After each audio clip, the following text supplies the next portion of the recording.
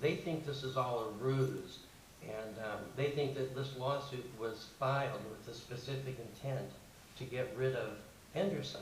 But I would ask, Your Honor, please, please, please disqualify this judge. I believe Henderson is out to get me.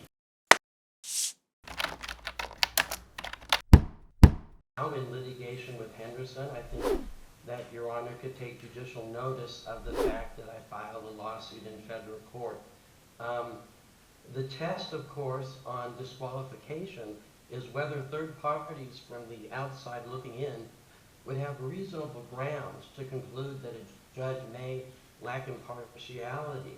Under the standard of Ibarra versus State, which is the local standard here in Nevada, as well as the federal standard in Ripple versus Baker, I think it is clear that this judge must be disqualified.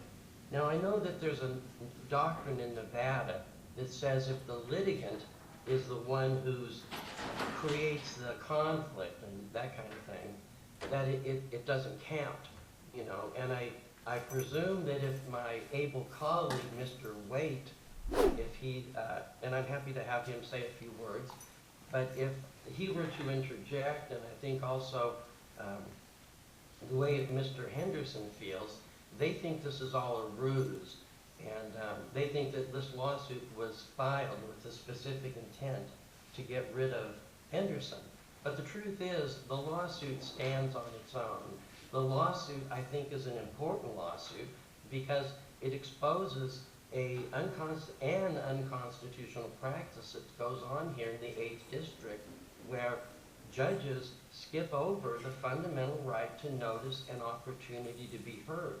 Pursuant to the 14th Amendment, if a court is going to adjudicate the party's fundamental rights, for example, their right to privacy, which is a constitutional right, or their right to a fair trial, which is a constitutional right, the parties have to have notice and opportunity to be heard before the judge signs the order.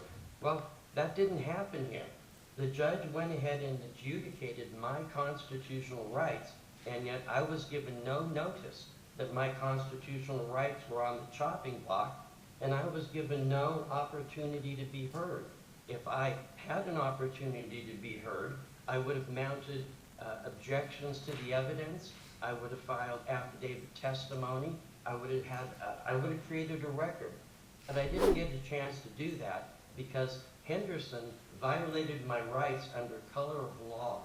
And in this case here in federal court, I'm proceeding under the Ex parte Young doctrine, seeking injunctive relief only.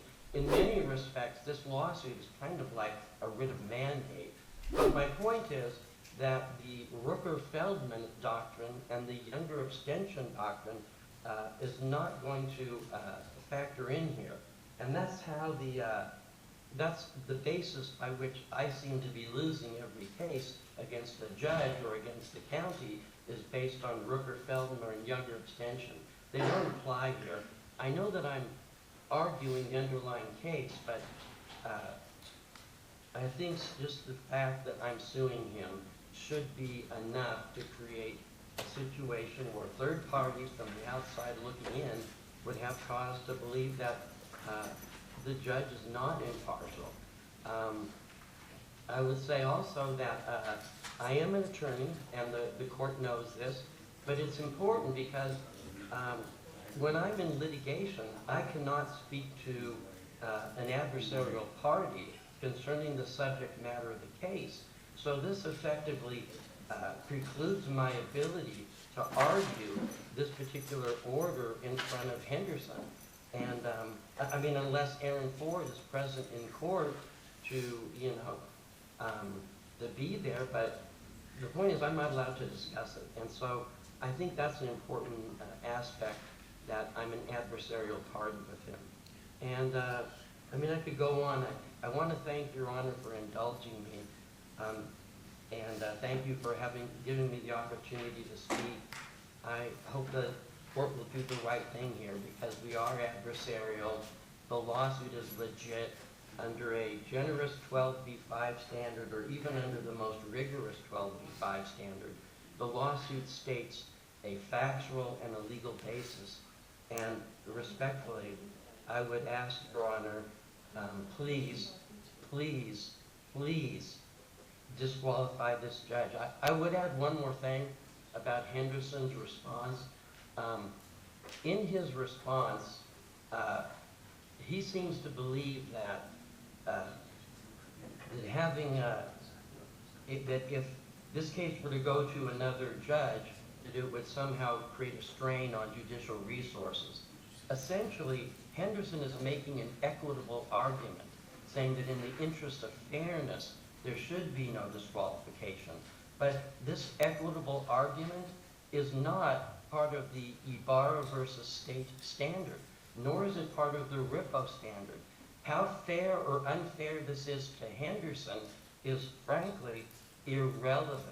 And, you know, to the extent the court is willing to accept these equitable arguments, well, I would argue that if Henderson remains on, I think it's probably a recipe for disaster, because I believe Henderson is out to get me. There's no other way to say it, and I'm not going to be backing down, and so I would think there would be more litigation. So to the extent equitable arguments are relevant, I think that equitable arguments would err on the side of favoring disqualification in this point. But at the end of the day, I don't think any of these equitable arguments, if I were a judge, I don't think they're worth considering, because we know what the law is. Whether a reasonable person from the outside looking in would have cause to believe that the judge may be impartial. And certainly, when I'm suing a judge in federal court alleging that they violated my constitutional rights under color of law, that should be sufficient for third parties to harbor reservations. And with that, I would submit, Your Honor. Mr. Phillips, let me just ask you a question, because you are familiar with the law. You've appeared in front of me a number of times. And there is a case that essentially says that if you file a lawsuit against a judge, that does not automatically require the disqualification of a judge, because you're the one that has created that conflict. You're aware of that case, and you've already referenced it. I'm going to have to go back and look and see whether or not I feel like it applies or not. As far as the equitable argument that Judge Henderson made, I think one of the things that he pointed out was that the child that is the subject of your case is essentially almost 18 years old, and that the argument would be moot. How old is your child? Well, he already turned 18. He turned 18 last November. Okay. And regardless of which judge I have, he's still 18. So are there still issues as far as like child support that are in front of the judge? Is that what's still in front of him? the only thing that I wish to litigate is the motions that have never been heard. There are a couple of, for example, I made a motion for declaratory relief because I contend that I've been terminated. Now, Mr. Waite, he disagrees vehemently, but I want this issue to be heard about whether or not I've been terminated. I contend it's a constructive termination. So there are no more issues regarding the child being 18. I already have conceded the fact and put it in writing that yes, the court has no more jurisdiction over the minor child. But there are matters that never heard. For example, in front of Parlade, before Parlade had recused herself. And I think these motions should be heard still. Okay. I agree, there's nothing, the court has no jurisdiction for custody matters. I intend to bring no more matters trying to get custody or any custody-related motions.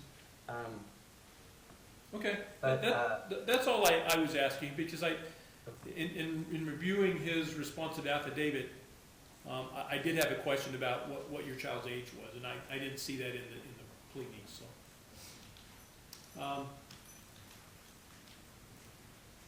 Mr. Waite, this is one of those. It was filed as an affidavit, not a motion, so I generally don't let the other side oppose it or respond. So. Appreciate you being here. I appreciate your honor. I'm only here in case the court had some questions. Okay. There were some factual timeline things that were left out of the pleadings that I could supply, but No, I'm not here, fine. I'm not here to argue. I will, I'll get an order to you guys hopefully within the next week or so, okay? Thank you, Your Honor. Thanks, folks. Have a good day. Thank you, Your Honor. I appreciate it.